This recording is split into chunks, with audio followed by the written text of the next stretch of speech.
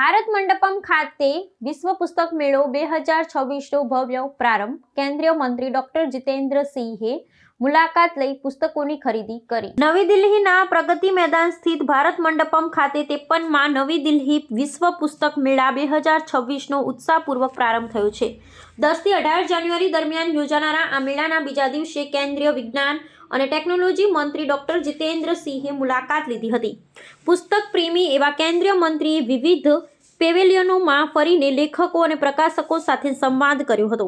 આ પ્રસંગે તેમણે પોતાની પસંદગીના વિષયો જેવા કે જીવન ચરિત્ર, કથા સાહિત્ય, સિનેમા અને આધુનિક ટેકનોલોજીના ક્ષેત્ર સમાન કૃત્રિમ બુદ્ધિમત્તા સહિતના વિવિધ વિષયો પર લગભગ 1 ડઝન જેટલા પુસ્તકોની ખરીદી કરી વાંચન સંસ્કૃતિને પ્રોત્સાહન પૂરું પાડ્યું હતું. આ વર્ષે પુસ્તક મેળાની થીમ ભારતીય સૈન્ય ઇતિહાસ, શૌર્ય અને જ્ઞાન at 75 Indian military history, valour and wisdom at 75 રાખવામાં આવી છે, જે આઝાદીના 75 વર્ષ બાદ ભારતીય સેનાના પ્રદાનને ગૌરવશાળી રીતે રજૂ કરે છે.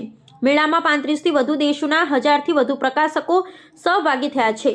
ડોક્ટર જીતેન્દ્ર સિંહે આયોજનની પ્રશંસા કરતા જણાવ્યું હતું કે આ મેળો માત્ર પુસ્તકોનું વેચાણ કેન્દ્ર નથી, પરંતુ વિચારોના આદાન પ્રદાનનું વિશ્વનું સૌથી મોટું મંચ છે.